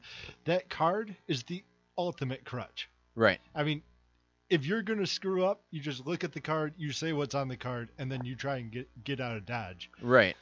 So, I mean, it's one of those situations where you probably aren't even thinking about what is actually on this card that you're reading. Right. You are just using it to get through this nerve-wracking moment. Well, and some of them aren't even like, some of them just walk out like, okay, I'm here, and they'll open up the card and just read it. But like I said, the reason the name of the winner is so big is because that's all they care about. They just want to make sure they can see it and they can read it clearly, so they can go, hey, it's Emma Stone, or hey, it's, you know, whoever happened to win whatever award it happened to be. They don't care whether they have the right card or not. But it was funny, because who was the guy that was reading the card? I'm trying to remember. Warren Beatty? Warren Beatty. So if you watch the video, and he even said he stopped when he read the name, because it said Emma Stone, and then it said La La Land, and then it said the category. He didn't read the category. He was trying to figure out what to do because he saw Emma Stone, and it was for a movie, like a movie was supposed to win. And he's like he was getting a little bit confused because of it didn't make sense to him. And then he got the card taken. He handed the card off. She just assumed it was La La Land, and that's kind of where the whole debacle kind of went from there. Where he noticed something wasn't right when he opened up that card. That's why he took a very long pause. And during it, a lot of people thought that he was just, you know, trying to drag out the suspense, when it was really he was trying to figure out what he should do. You know, whether he should go, I think we got the wrong card, or this is not the right winner, or something like that. There's been a horrible mistake. Well, and that's exactly what somebody said, and I think it was one of the producers of La La Land, and I don't know how he got the right card, but he ended up like, it was one of the producers that showed the right card, and he's like, this is the actual winner, this is who won. They had the wrong card. That's got to be a horrible feeling, though, being on stage when you think you've won, you know, the biggest prize really in your entire industry. And all of a sudden to have that kind of ripped away from you. Yeah. Well, could you imagine Miss Universe, how she felt? The the runner-up for Miss Universe? Similar type of instance. I mean, but it's got to be hard to deal with that. Well, but we were talking about it and earlier, but that's going to be something that'll make the Oscars just that much more popular next year. So I really hope that they have the same host that they had this year next year, because Jimmy Kimmel did a really good job. His jokes were really funny. Nobody was off limits. He was taking no prisoners. But it was funny. So, what do you think of it overall, Matthew? What did I think? The Oscars overall. Overall, I was really happy overall. I thought, I mean, for myself, there were definitely some surprises. For example, the one that I was looking up, Suicide Squad is now an Oscar-winning film, so which I can't believe I'm saying that. But the one that I loved was one of the memes that came, or someone posted on Twitter that like someone actually won an Oscar for writing "damaged" on Jared Leto's forehead. And the other one that they bashed on it was, congratulations, Hot Topic, you now have a Oscar. So I definitely didn't see that happening over Star Trek Beyond. From what I heard, Beyond had some incredible makeup and hairstyling, especially for what they were doing. Some of the, like with the aliens that they had, there was one I saw where it was almost like they had a piece added to the girl's head. Right. To almost resemble like a seashell, like one of the spiral ones. And what happened was apparently the whole thing was prosthetic, so they made it super lightweight material. That way it wouldn't like fall apart or anything, but just the construction of that stuff was amazing. So the point is, like I said, there were some surprises in that department. But overall, I think La La Land, it did sweep most of the nominations like people thought, but I think Moonlight held its own, which deservedly so, and I think it earned Best Picture as well. So despite the debacle of the announcement, like, it is still the best movie of the year. Right.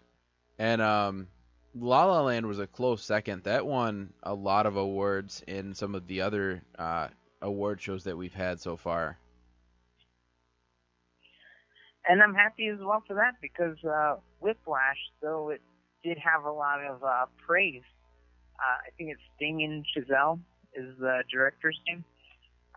He did Whiplash. I don't think he was nominated for Best Director. So to see him get so much praise for La La Land, I thought was great. So it really is an amazing film. I'm not going to deny that from La La Land. I just think personally that Moonlight is better.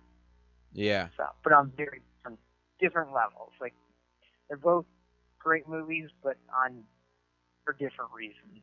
Right. I totally agree. Like I said, I didn't watch the whole thing. I heard some of the winners, and I heard some of the things went on. And somebody was actually, what did you think of the length of it? I heard it was really, like, it was a lot longer than it should have been. The award shows are always that way. I think this year they gave more time. I could be wrong, but it almost seemed like they gave more time for speeches. There were less instances where they were cutting people off. So where they gave them, and I think I kind of respect that. There were a couple times where they did that, but when someone wins that award, I see, I like it when they give a minute, sometimes a minute and a half speech. Granted, sometimes they're better than others. Okay, we could skip along. But to me, it's often unfair when, for example, Best Picture, Best Actor, Actress, Best Director, they get to have these very large platforms where they get to go on and on about, whatever it is they're thankful for, have whatever it is they want to say once they win, versus right. when you have, people who win Best Foreign Picture, Best Short Documentary, Best Short Animated Film, makeup and hairstyling and stuff, and they get 20, 30 seconds to say thank you, mom, dad, producers, and have a good night. And that's it. It's kind of stilted. So I think it's better to have it a little even, but it does make for a much longer show. Yeah, and like I said, I made this statement a little while ago, and this one is really just the actors and actresses patting themselves on the back for what they considered to be some of the best movies. And most of the time, with at least movies, what the actors and actresses really liked doesn't always align with what the audience liked. Because there were a lot of other movies that were more popular and won different awards. Now, La La Land was one that kind of, won a little bit of both. Won, the Oscars, so a lot of the actors and actresses liked it, but did win some awards at some of the other award shows that were voted on by people and things like that. But like I said, that's why I didn't watch it, because half the movies I didn't see, I didn't care to see them. They really didn't spark my interest in any of them. But so I could see it being shorter, but I can also see why it's so long as well. So so I know you got to go soon, but before I let you go, I want to ask you something. We're going to talk about the movies coming to Netflix. What movies would you like to see coming to Netflix? That are coming to Netflix? Coming to Netflix. I haven't actually checked a list yet. Well, a few of them are Jurassic Park, the first one and the third one. You've got Kung Fu Panda, Nacho Libre, Tenacious D and the Pick of Destiny, $1 Million Baby, Disney's Pete's Dragon, and Disney's The BFG. Those are the good ones that I picked out of the entire list. Well, I think you missed. You may miss some. No, I think you're right. That Jurassic Park. You said Jurassic Park, right? I said Jurassic Park, the first one and the third one. Third one, I think you can skip, but the first one is definitely really good. I actually like the third one, except for the ending. Really There's no ending. appreciate that you mentioned Kung Fu Panda, because that is literally one of my favorite movies ever. So, but I'm not sure if you mentioned Memento. No, So, but I'd never heard of that one either. I tried to pick the ones that I felt were more popular out of. Memento was Nolan's big. early 2000s. It was big- Christopher Nolan directed. But it's a challenging film. I'm not going to deny that. Like, I have a hard time piecing it together, but it's essentially told backwards.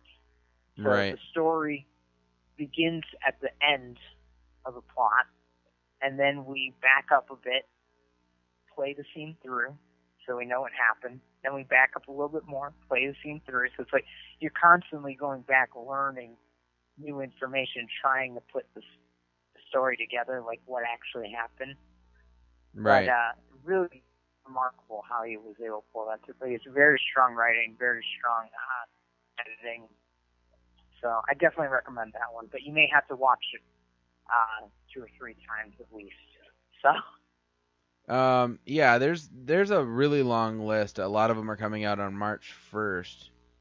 There's a big long list of them. Then there's kind of 1 or 2 every day after that. But like I said, most of the ones I'd never even heard of before, and I think that's kind of where Netflix is kind of its downfall is they're starting to pick movies that people have never heard before, and it's good to have a good ratio. You know, you can have movies that people have never heard before, then they get used to them. But I feel like they're throwing off the balance of, you know, movies that people have heard and liked versus and want to see versus movies that they really don't care about, they could see or they could not see. That's true, and some of it's difficulties obtaining the streaming rights. But Right. Netflix is making advances in that. I wasn't able to hear if you mentioned the BFG. I did. That was the very last one I mentioned. Yep. It was only about a year ago or so that Netflix struck a deal with Disney where they're getting all their new movies. Well, So, yeah. and it started this past fall. The Rogue Jungle One. Book was on there. I saw the Jungle Book, and I'm really excited for Pete's Dragon to get on there. That's gonna be on Pete's there. Dragon. It's Pete's Dragon is gonna be coming on fairly soon. It's gonna that was one of the last ones, wasn't it? I'm trying to see when it is coming out. I want to say it's coming out in it's coming out March 14th is when Pete's Dragon is coming out, and the BFG is coming out March 15th. So you got a little ways, but not too much further. And I know it won't be March, but maybe April, May. Rogue One will be on Netflix. So. Yeah, I don't have a list for that yet. I've only got one for March. Well, like I said, I realize they haven't announced the actual date for it, but Netflix does have according to the article I read a while back, it's like all the new movies, once they come out, Netflix will have the rights to them as soon as they come out, pretty much. So it'll no longer be like before with Star Wars, like with The Force Awakens. Right.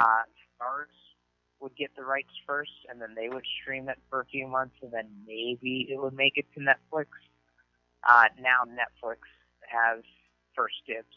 So Rogue One will be on there eventually once it comes out, but I think we're still milking it out until even the DVD release. So I don't think that's until late March. Right. But, well, I want to thank you for coming on the show today. April, May time. All right, it was a pleasure being on. Why don't we give a round of applause for Matthew, shall we? It's always good to have you on the show. I always like to get your input on movies, so feel free to call in anytime, okay? All right, will do. I'll see you later, man. All right. Bye. I'm being attacked by a cat. Yeah, he does that. Yeah, no, so that was a cool surprise. Matthew said he might be calling in during the show, so I was kind of waiting for that. So, what do you think about some of the movies? Like I said, I just picked some of the most popular ones, and I'll go over them again. It was Jurassic Park, 1 and 3, and then you've got Kung Fu Panda, Nacho Libre, Tenacious D. You've got The $1 Million Baby, Pete's Dragon, and the BFG. And that was a huge list that I went through, and those are the ones that I found that I am interested in. Mm-hmm. And the fact that it's such a short list, I kind of find a little bit disturbing. Well, I will definitely second Memento. I think that is deserving of being on the list. Like I said, that was Nolan's big break, and essentially one of the films that he directed that got him the gig as being the Batman director. I don't know if that's on there. Oh, there it is. It is right here. Memento. It's going to be coming out. It's going to be coming out in the first batch on March 1st, so in a couple days here. And I will, and I kind of said it earlier, I think Jurassic Park 3 actually deserves to be in there too. In that I think it's a very good film. I just don't think it ends. I think if they could redo the last 15 minutes and tack on I feel like they could lose the not worthwhile ending to it. I feel like they could end it the same way they ended the first one. Like, why would you take this off the island and then it's going to break free, and then we've got Godzilla on our hands, and it's a whole other movie. Now, one thing, looking at this list, one thing that I see a trend of, and it bothers me, and it bothered me when I owned movies like this, but they're not putting Jurassic Park 1, 2, and 3. They're putting Jurassic Park 1 and 3. I had, it bugged me for years. My mom bought me, for Christmas, some of the Fast and the Furious series. She bought me 2, 3, 4. Or no. Yeah, 2, 3, 4. So she missed one, and it was 2, 3, 5. So I was missing 2 movies, just so I could have in order up to whatever the last one was that she bought. And that Christmas, or the Christmas after that, I ended up going through and buying almost the rest of the entire. So I've got the entire Fast and the Furious series. But it just bothered me, and Netflix does this all the time. Well, I mean, you get that with cable channels too. They will play, as an example, they'll play Empire Strikes Back and they'll play Return of the Jedi, but they won't play Episode 4. Or they will do something really strange where they'll do Episode 5, Episode 6, and then they'll play Episode 4 at the end after they play the 2 that come after. But it's just, I mean, I don't know what goes into those types of decisions, or the money involved, but you do get kind of weird non-sequential film sequels being played, and it bothers me. Hotel Transylvania 2, that is on Netflix right now. Okay, I wanted to see it. I missed seeing 1, but they didn't have 1 up there. They've never had 1 up there. Mm-hmm. I've been looking for 1, but they posted 2 up there right away. So around Christmas time, Black Friday, I went and I bought the first one, just so I could see the second one on Netflix. Both really good movies, by the way. But that bothers me too. It's okay, well, if you're going to put 2 up there, you got to put 1 up there. Well, some of that could be, and I don't know in the case of Hotel Transylvania, if you have a series of, say, 2 movies and one does a lot better at the box office than, say, the other one does, and you will get that, where you'll have a sequel that, just doesn't perform anywhere near what the first one. As an example, I believe 50 Shades of Grey, the second one, the one that just came out, is 50 Shades Darker. Yeah, is not doing anywhere near what the first one did. Because people just realized after that it was a porno. Well, absolutely. But my point being is, if you're Netflix and you have to buy the rights to it, you may go and say, okay, this one only made $70 million. It's X amount cheaper than the one that made $190 million. Right. So you'll go and they'll buy the rights to the second one and leave out the, buying the rights to the first one. But I think it would be good business to buy the rights to both, just for the fact of, I don't know. I feel like it's good business to buy. If you're going to buy one, you might as well just buy both. And then that way you've got both of them, and then your audience, the people that you're trying to appeal to, for those of us that haven't seen it, can see the first one and then enjoy the second one as well. But there's a lot of, like you said, there's a lot of, even TV does it, where there's no, there's a lot of weird orders that they'll put stuff like that in. But like I said, the thing that really bothers me about this list is the fact that I pulled out, 1, 2, 3, 4, 5, 6, 7, 8. 8 movies out of probably about 100 that are coming to Netflix that I actually care about seeing. And kind of, $1 Million Baby, my grandma owns that, I could care less. Nacho Libre, not really. Kung Fu Panda I've heard is really good, and I might see that. I like Kung Fu Panda. Tenacious D is really funny. Have you ever seen that one? I have not. I'm thinking really the major, Jack Black type starring movies that I've seen. I would have seen, obviously, Kung Fu Panda and the sequels. I have seen Did you see School of Rock? School of Rock, which I seem like be the only person who could watch that movie repeatedly. And still No, like I can watch that movie. Okay. I actually do got like- I got really excited because they had a reunion of the entire cast of School of Rock, and they played music together. Oh, did they? Well, because half of the kids that played Yeah. in there were actually playing instruments. They Mhm. actually went on to play, like the two girls, like one of the girl that played the guitar or played the bass. She actually plays the bass now. Jack Black actually plays the guitar. There's a guy that one of the kids that actually played the guitar. Does now. The kid who played the drums now plays the drums, and it's kind of one of those things where they've all kind of either it's because of the movie that they picked him up and they liked him, or they were doing it before the movie and they just got really big into him. But it was really cool to see them all kind of jamming on the stage. That would be cool. Let's see. As far as other Jack Black stuff, I like the Muppet movie. The Muppet movie was good. I would not recommend King Kong. Peter Jackson's King Kong is something that I saw and I was like, I don't need to see this again. I feel like King Kong is just overdone. I feel like there's so many King Kong because they're coming out with another one. They are. There's so many King Kong movies. It's kind of like Hulk. But then movies. they're doing, I think, Kong vs. Godzilla after that. It's kind of like Hulk movies. We don't need another Hulk origin story. It hasn't made a lot of money. It will never make a lot of money. It doesn't matter how good you make it. Now, the person that they have playing the Hulk now with the Avengers, I feel like was an awesome pick. And I feel like he could have a solo movie that is not an origin story. And it might do a lot better, but they keep trying to do these origin stories of the Hulk, and it's just not. It didn't make money. They also never need to do an origin story of Spider-Man again. And I don't know. They got one somewhat coming up. I like the original series, and that's about it. Like the original. We don't need another Spider-Man origin film. I'm sorry. It's just No, but I'm saying like I think that was actually Amazing Spider-Man. I think is actually a decent movie, and the chemistry between Gwen Stacy and Peter Parker, Andrew Garfield and Emma Stone, right. I think is actually better than what they did in the Tobey Maguire, Kirsten. I don't know. Dunst. I thought Tobey Maguire. But it was a completely unnecessary film, and you just can't. Which one? The Amazing Spider-Man. Yes, it was. They had just done an origin story, 10 years prior? Right. Roughly. Well, and don't get me wrong. The last movie of the Tobey Maguire Spider-Man was. I don't want to say it was bad because it wasn't really bad. It had a good potential. The problem is they put too many villains. There was too much going on. So you're over here, then you're over here, then you're over here, then you're down here, and you're up here, and you're over here, and it's like it almost got hard to follow. And for me, for a movie to be hard to follow for me is really bad because I can follow the movie Inception pretty well. Mm-hmm. Like my teacher, we watched it in school. For a literature class, and he kept having to stop and explain it. I'm like, why are you explaining it? Like, I know what's going on. Let's keep this rolling. So I'm really good at stuff like that, and I was getting a little bit confused on, what the kind of the grand scheme of things were. Then you had this kind of not so epic fight scene at the end, and that was pretty much it.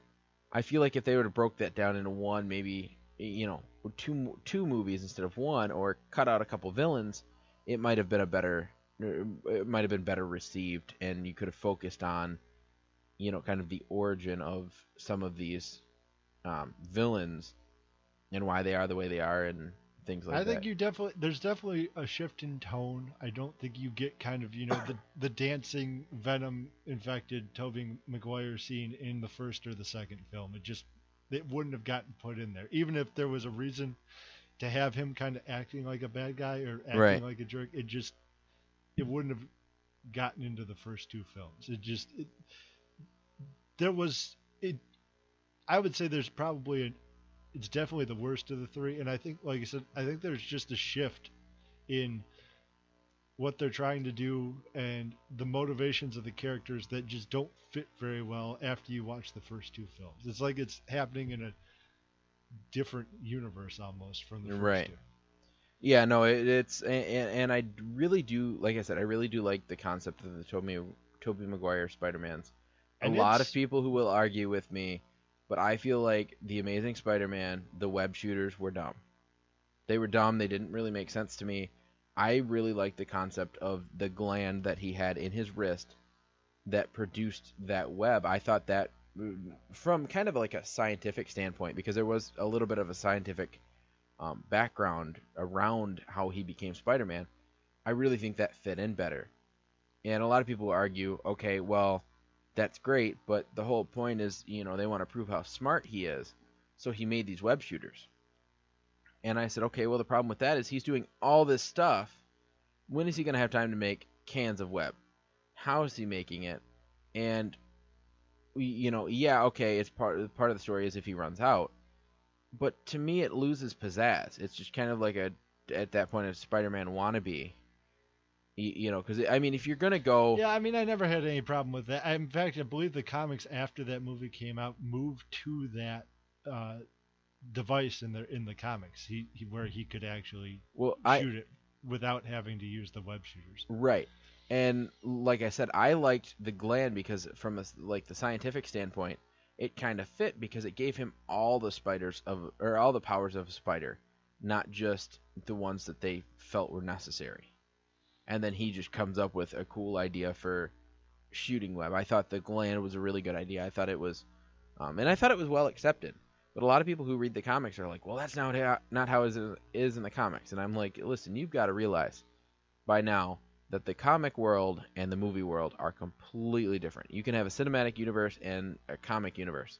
Yeah, I tend to go for is the atmosphere and kind of the tone and the general character motivations fairly similar. And as long as they get that right, you can play with stuff. That's my right. And that's kind of how I'm like, it's still Spider-Man. And even in the animated series that I've always, all of the animated series, he's never had the web shooter canisters or anything like that. The first time I ever saw that was in The Amazing Spider-Man. But I also really like the Tobey Maguire. I grew up with the Tobey Maguire Spider-Man. I actually won a pair of tickets to a midnight premiere of the second movie, which so far is my favorite. I think the second one was my favorite with Doc Ock. Mm-hmm. And that was done really well. The graphics were awesome. It was sweet how they actually showed him getting the arms kind of installed, if you will, into or becoming a part of his body, and how the chip broke, and that the arms kind of took him over. I thought it had a good storyline, but then again, you had one villain, maybe two at that point, because I think his friend was trying to revamp the Green Goblin outfit at that point, or yeah, kind of. They hinted at it, but it was really mostly Doc Ock. But they, if you notice, okay, the first one, Green Goblin, second one, Doc Ock, and then you got that third one, like you said, it almost doesn't fit in the series because it's so weird and so different from the first two. And I think that's where they went wrong. They tried to stray too far. They tried to put too much into one movie and stray too far from their original pathway. Yeah, it became the third one is the plot moves things forward and the characters are kind of secondary, whereas in the first one it's like, well, this makes sense given what you've told us about all of these characters. What happens next makes sense, whereas the third one gets to a point where it is, this has to happen because it's how it's plotted out. Whether it really works in regards to everything you've told us about these characters, and I think in a lot of cases it does kind of fall short. Right. But like I said, the third one wasn't that great. But kind of back to this list. Like I said, there's a couple of these movies that I could care less to see. Now, two of which that I'm very excited to see are Pete's Dragon, because that was one of my favorite movies as a little boy, and then the BFG. Now, have you seen them yet? Did you see them when they were in theaters? I have not. I have not seen either one of those. Well, that's why I'm kind of excited. Like, when I found out The Jungle Book was on Netflix, I freaked and watched it. Mm-hmm. And it was really... Have you seen that one yet? I have not, although I've always heard good things about it. It is really good. They did a really good job with it. I think the casting was a really good choice. They had Bill Murray as Baloo, and they had Christopher Walken as the King Louie. And I think he did. I think it was a really good fit. Not to mention some of the other casting choices they made, but it was all really good. It all looked real. That's what really got. That's why I kind of got mad respect for it, is because they looked like real animals, but I think they were pretty much all CGI. So I'm pretty sure the whole film was probably, or the whole movie is probably done in a soundstage. Yeah, and from what I've seen so far of, like, say, Beauty and the Beast, I've yet to buy into the Beast being anything but CGI. Now, I know that's the last step done, so what you've seen in, like, the trailers for Beauty and the Beast probably won't be quite the finished product that you see on the screen. I really like where they're going with that. I'm really excited to see that one come out. But I've yet to see anything that made me go, okay, the Beast doesn't look CGI. Because there are some characters where you just go, okay, yep, that's CGI. And they don't ever get over that hurdle that you have to kind of forget about that it's a movie. Right.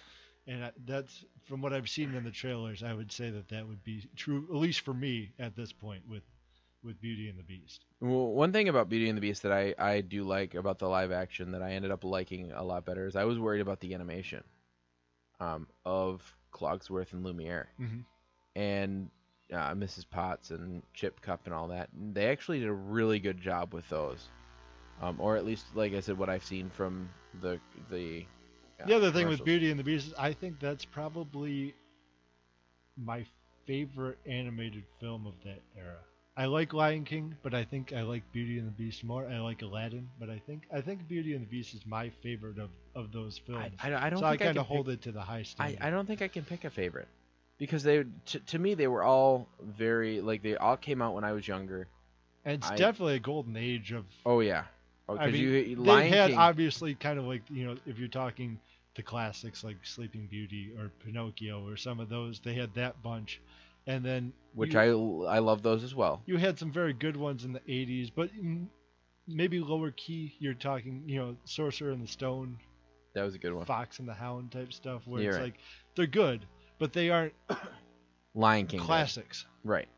And then you had that stretch in the early 90s where almost every year there was something coming out of Disney's animation that was something that not only will we probably show our kids, but our kids will probably show to their kids when they're Right. of that age. Well, and one thing that I'm irritated about is, like, I was good with the ending of Toy Story 3. Mm-hmm. And they're making a 4. They don't need to make a fourth. That's what I said. Pixar in general, I think, is getting a bit sequel heavy, and maybe that's just how it was always going to be. You're just going to run out of ideas at some point. But Right. they've gotten to be. Well, I do like the concept of the live action that Disney's doing. Don't need another Cars, especially because Cars 2, from everything I've read, was terrible. I liked it. Mostly because I like spies, and it had kind of a spy theme to it. Now, they are coming out. I don't know if they came out with Cars 3 or they're going to come out with Cars 3. I think it's the summer. Okay. They did a big preview and kind of like a screening of it during the auto show. Now, so it's essentially in the can. Now, I'm going to watch it because I've seen the first two. Mm-hmm. Probably not going to like it. I'm not going to go in with that, but I'm just, because Cars 2 got such a bad response. And like I said, it was good. It wasn't great like the first one was, but it was good. So I feel like the third one is just going to be garbage. I think my favorite Pixar might be Monsters Inc. I always loved Monsters Inc. I liked Monsters University, but I don't need to see another one. Don't go back to that well. Just leave it alone at this point. That's my favorite. I thought Monsters University was really cool because it kind of gives you a glimpse of how they started, and then everybody expected them just to graduate from this university. And spoilers, by the way. When in fact, that's not how it happened. But they still ended up at the same level. It's kind of like the principal that was a janitor. It's kind of along those same lines, and I gained some mad respect for Pixar for throwing that wrench in and saying, well, no, they didn't graduate from Monster University. They got kicked out, and but this is how they got to found where a way at. to get to where they should have gotten to right. anyways. And this is where they figured out how to become a team and how to. And that's where I really like and can admire Pixar for that alone, and that's one of the reasons. That's I really a good like message too, especially in today's day and age where college is $20,000-$25,000 to just for an in-state public school. There's a lot of people it probably doesn't make that much sense to go there anymore. If you can find a different path, take a serious look at it rather than just going, oh, I'll get my bachelor's and everything will be fine. Right, and one of the problems that I've had with, like, in high school is everybody has to take all the standardized testing, when in fact you only need it if you're going to a 4-year college right out of high school. Like, my plan was, it was never in my plan to go to a 4-year college right out of high school. If I went to a 4-year college, I was going to go to a community college for at least a year first, and then make the move to a bigger college. And so I didn't feel like it was important for me to take the ACT or the MME or anything like that. I didn't see a purpose in it when they're not going to look at those numbers anyway. You know, community colleges don't care. They really don't when it comes to standardized testing. They look at the grades that you had in high school, how well you did, and you pretty much get in. And then, then after that, all the other colleges you're going to go to, they're going to look at how well you did in the colleges you went to. So, like, if I went to community college, they're not going to look at anything from high school. They're going to look at how I did in community college first and base whether I get in my acceptance on that rather than some tests that I was forced to take. So, yeah, that was just, I don't know. But kind of reeling it back in again to the whole Netflix thing, I'm losing interest. I really am. Every time I look at the what's new, I don't know half of what's in there. I read the descriptions and really don't care to see any of it. The thing about Netflix that's challenging for them is, one, you have a bunch of other competition on the way, because it's valued at a very high, you're talking close to $40 billion is what Wall Street has Netflix valued at. There's a lot of people are going to go, there's some room for some competition to get in there. So you have your HBO Goes, and with Time Warner and DirecTV and all that as a conglomerate, they can certainly offer a very good competition with a ton of content. But the other thing that Netflix struggles from is the rights to the content doesn't get cheaper over time. In fact, they will always have to spend a ton of money just to get movies. So you will see that they are definitely at some point starting to cut some corners to try and keep costs down. Right. And it shows up to the consumer.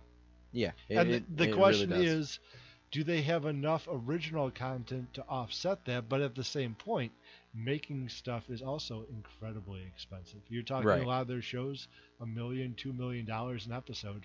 Now, one thing that I am happy that Netflix did is they're picking up a lot of the series that other cable stations have dropped. Oh, yeah. Like you've got, I know when I was younger, Degrassi I was a huge Longmire fan. So when they picked up Longmire from AMC or A&E, I was quite happy. Well, and then they had, when I was a kid, there was Degrassi was a very popular show, and Netflix picked that up, along with, they did Fuller House. Yeah, you got Full House, and you have, what was the other? I think there was one other one, but I'm blanking on what it is at the moment. There is another remake of another 90s show, and it was Girl Meets World, but that's done by Disney. Yeah.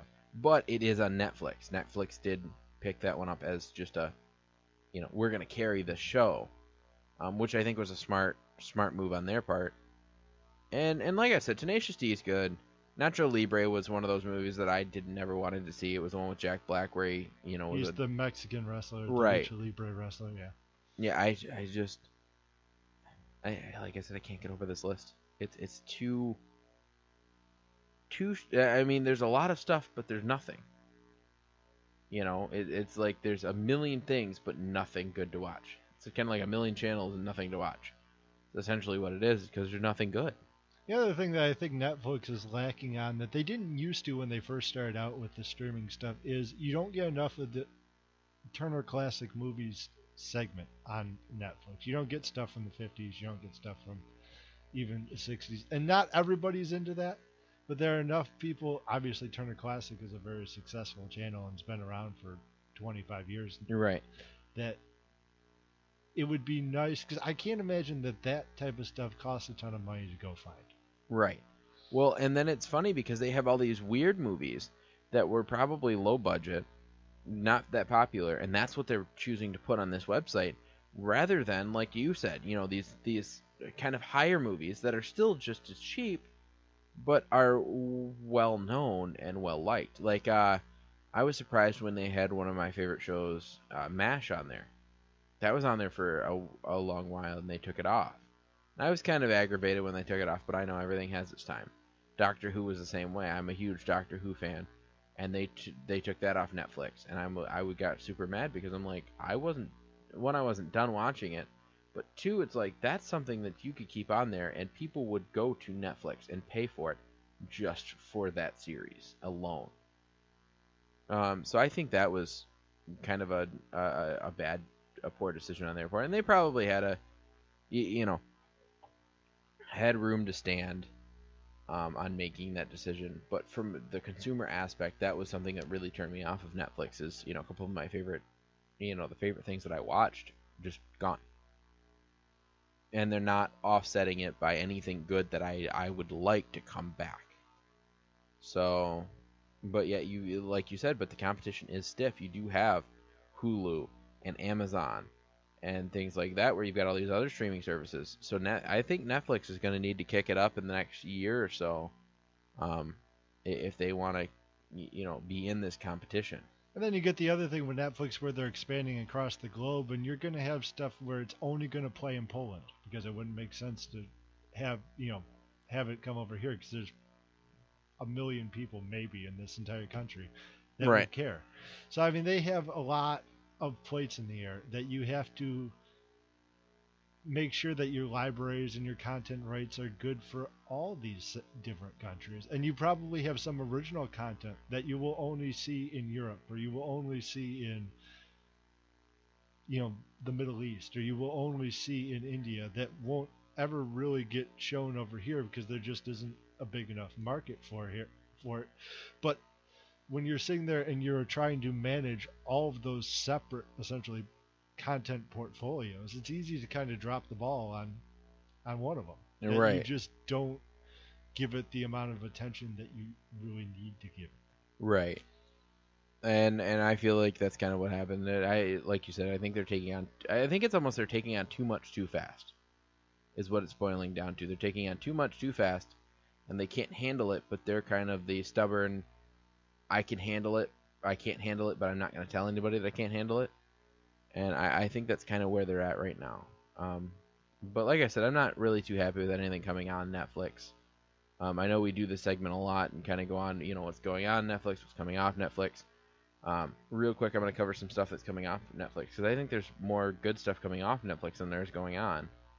Because you've got Jaws 1, 2, and 3, and the Jaws the Revenge is gone. National Lampoon's Animal House is gone. Robin Hood seasons 1 through 3 is gone.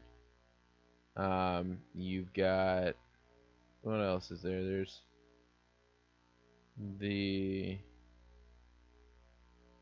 I think that's pretty much it. There's only a few. The Invincible Iron Man. You've got. Yeah, I think that's pretty much it. Those are kind of the ones going on. So I guess it's not offsetting it too bad. Now, the interesting thing about that, because that can be a useful strategy if you do it right. You look at Disney, where they say it's coming out of the Disney vault, and you don't get it again for 10 years with whatever movie. Best marketing strategy in the world. If you knew that stuff was coming back to Netflix, yeah, but it was coming back in 2 years or 4 years or 6 years or something, you could really use that as a good strategy to keep people on your service. If they knew that, there'll be great stuff coming that we know is coming back, but so much of what they pull off, you don't know if it's ever coming. Right, yeah, it could just be done, and or they could have lost the rights to it, and you don't know. It's just it's gone, and you can't understand why. So anyway, so that's it. Thank you for coming on today. It's been great having you. Thanks for having me. You're full of knowledge. I want to give a shout out again to Matthew. Thank you for coming on. It's always a pleasure to have you. Mark, you need to get your butt in here next week, and you get back to work. You're kind of dropping the ball a little bit, so get back on that, buddy. Okay. So anything left you got to say, Grant? I think we've been on here for about 2 hours now. I think I've covered just about everything. I think I'm getting to that point too. So I think all that's left is signing off. So I'm Aaron Klingsmith. I'm Grant Ducetto. Signing off.